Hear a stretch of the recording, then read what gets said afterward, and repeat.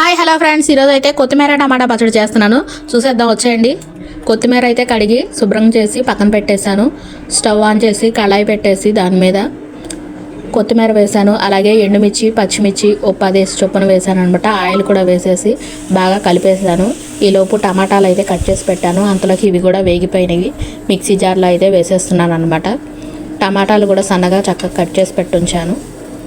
అవి కూడా వేసేసి ఒక స్పూన్ ఆయిల్, అలాగే కొంచెం ఉప్పు, ఒక చిటికెడు పసుపు, స్పూన్ అంతా కాదు కొంచెం అంటే కొంచెం, పచ్చళ్ళలో కూడా కొంచెం అంతా వేసుకుంటే మంచి టేస్ట్ ఉంటుంది. అలాగే మంచి కలర్ఫుల్గా కూడా ఉంటుంది అన్నమాట. ఇంకా మిక్సీ వేయడానికి వెల్లుల్లిపాయలు, అలాగే జీలకర్ర, కొంచెం చింతపండు వేసేసాను. అంతలోకి టమాటాలు కూడా మగ్గిపోయినాయి. ఇంకా స్టవ్ ఆఫ్ చేస్తున్నాను. ఇంకా మిక్సీ అయితే తిప్పేస్తున్నాను అనమాట. పచ్చిమిర్చి తిరిగిపోయింది, మంచిగా నలిగిపోయింది. ఇంకా టమాటా కూడా వేసేసి మిక్సీ అయితే తిప్పేస్తున్నాను. అది కూడా అయిపోతే ఇంకా మనకు పచ్చడి అయితే రెడీ అయిపోద్ది.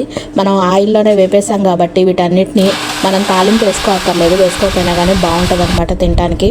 ఇంకా లంచ్ టైం కూడా అయిందని చెప్పి నేను అన్నం తినేస్తున్నాను అనమాట. పిల్లలకి ఆల్రెడీ పెట్టేశాను. కొత్తిమీర పచ్చడి అలాగే దొండకాయ ఫ్రై కూడా చేశాను. కాంబినేషన్ అయితే చాలా బాగుంది. మీరు కూడా ట్రై చేయండి. Bye friends, bye. నెక్స్ట్ వీడియోలో కలుద్దాం.